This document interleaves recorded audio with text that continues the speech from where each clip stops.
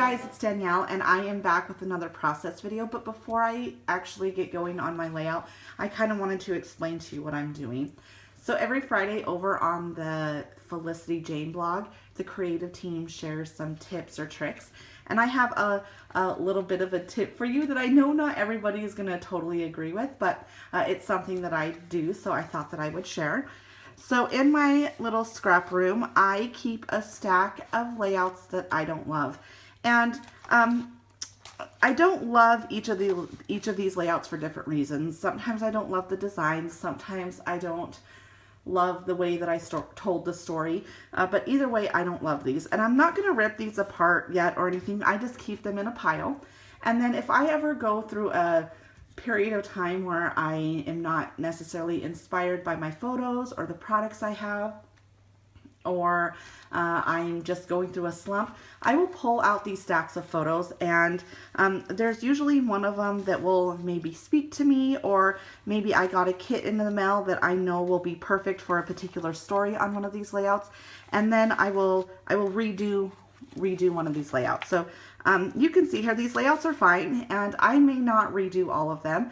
And if I decide not to redo this layout, I can just simply put it back into my daughter's album, and you know, it's fine. And today I'm going to be redoing this particular layout.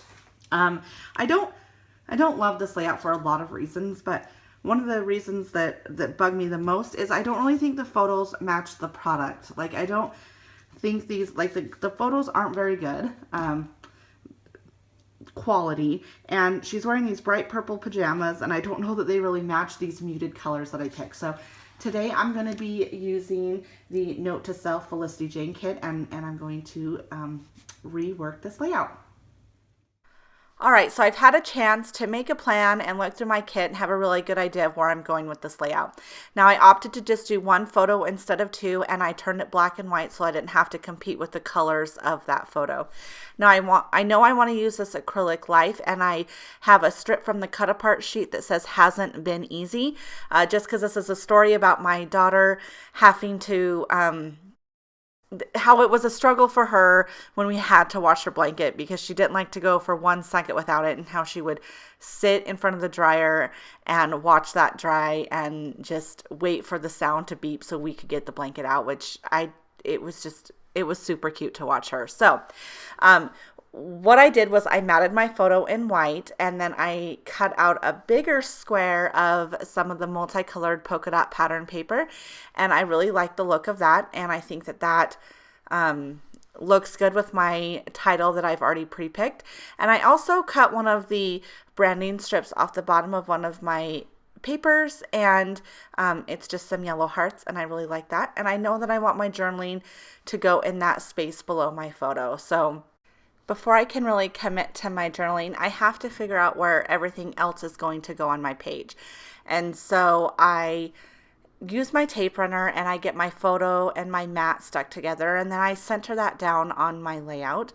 And then I move to my title, and I fidget with that for just a little bit to try to decide exactly where I want it. Now, that strip of paper, or the phrase that says "hasn't been easy," is printed on sticker stock. It's from the cut apart sheet, so that's super easy to stick down and get in place. And I just make sure it's where I want it, and then stick it down on my layout. Now, before I actually glue down this acrylic word, I decide to get my journaling in place. So I just use my ruler and I draw out some lines, and then I bring out the original layout because I want to, I liked the journaling that I originally did, so I'm just going to basically copy that, making very few changes to the actual journaling on this layout. And then once I get that in place, that's when I can get my acrylic word glued down onto my layout.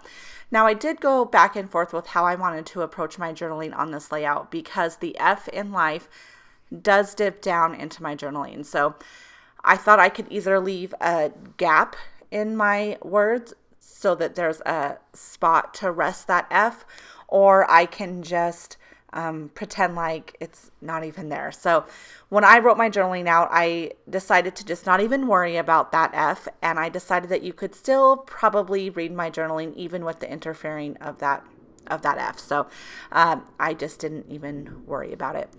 Now I'm getting this acrylic word glued down with some multi-medium matte, and I've never used this before. I've seen a lot of scrapbookers use it, so I know that it will probably work fine, but this is the first time I'm using it, and it seemed to work perfect. But after I get that stuck down and in place, I really can just focus on embellishing my layout. So I pull out some little pieces from the kit. I did notice that this flower shape was the same blue as the blue in my title, so I knew that I wanted to use that.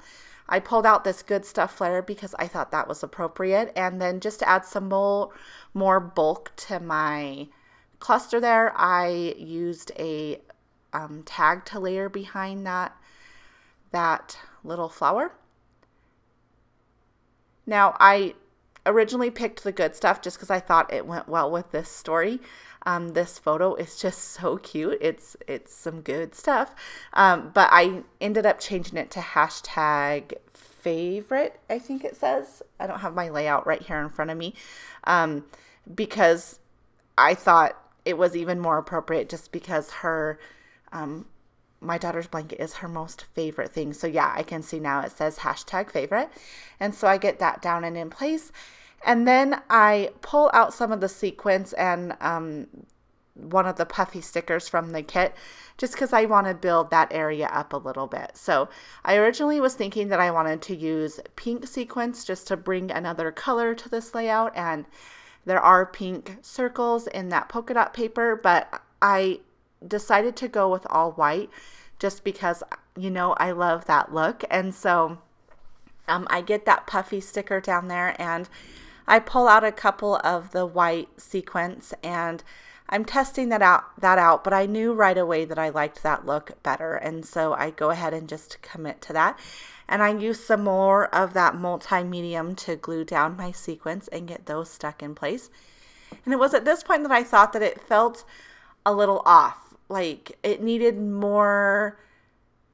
something at the top of the layout. So I pull out these stamps and I look at them, but there wasn't really a place to stamp. And so I go back to my embellishments and I pull out a couple things, and I knew that I didn't want that floral tab, but after I put that on there, I knew that that's exactly what I needed. I needed just something in that upper right hand corner. So this yellow circle ends up staying, and I pull out a puffy sticker that says this. And so I like the way that looks, so I get that stuck down and in place.